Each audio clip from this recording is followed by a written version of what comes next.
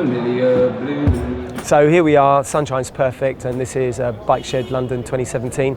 We're at Tobacco Dock again. This is our 4th year back here and our 8th show, and it's been absolutely fantastic. I think the big change for us this year is that all the manufacturers pretty much have come on board, and now they see that we're pulling a crowd of proper bikers. It's not just a fad, it's not a scene, and there's a whole range of bikes. We've got 219 bikes on display here, and they're just about anything you can imagine, from sports performance machines that have been customized all the way down to kind of the old school bobber style bikes, as well as the brat styles, the scramblers, the trackers.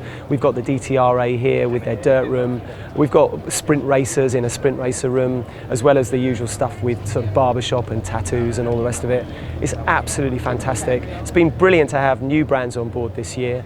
We've been joined by Indian, which has been superb.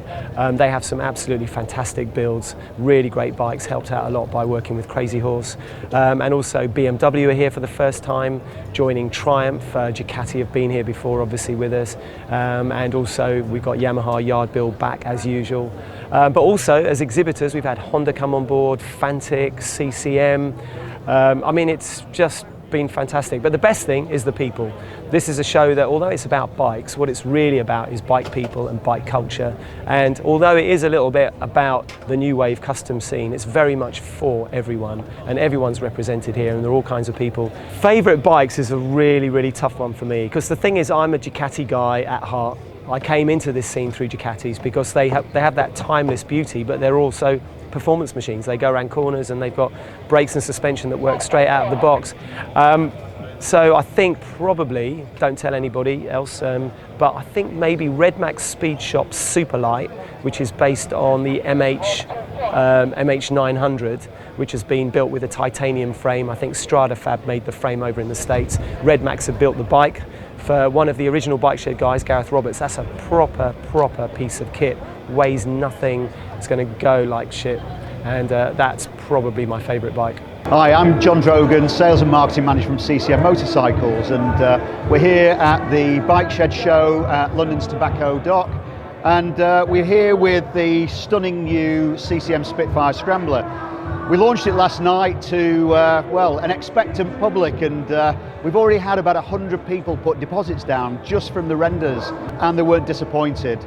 We were a little bit hesitant because we'd had such a fantastic response to the original Spitfire that we wondered, could we ever replicate the same sort of desire and demand that we got from that first bike that sold out basically within 7 days of being launched at the London Bike Show this year. Well, we had nothing to worry about. The bike has been, well, I don't know if I can say it's the star of the show, but it's certainly been a real attention grabber, and we've already sold a great number of bikes in the last few hours at the show. So the bike is planned to go into production later on in the year, and following on from this, we're going to have another couple of variants based upon that Spitfire template, and we'll be launching the next one at the Goodwood Festival of Speed in the end of June.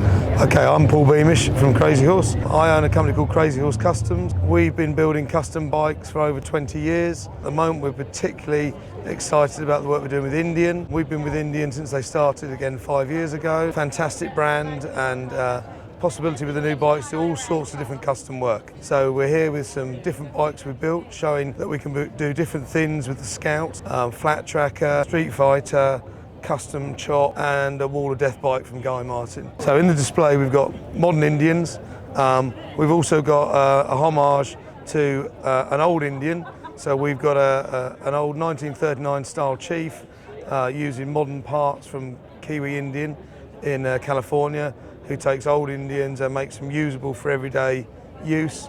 People like Jay Leno and that have got these bikes, and it's a fantastic collaboration to show what old Indians were like and what new Indians are like. My name is Dan Gold. I'm the owner of Monsters of Art. I'm here at the Bike Shed 2017 because Honda invited me to build, or asked me to build, a custom bike based on their new Rebel 500. Which is kind of crazy because it's my first bike build. So I came up with a concept that reminded me of my childhood, which was BMXing.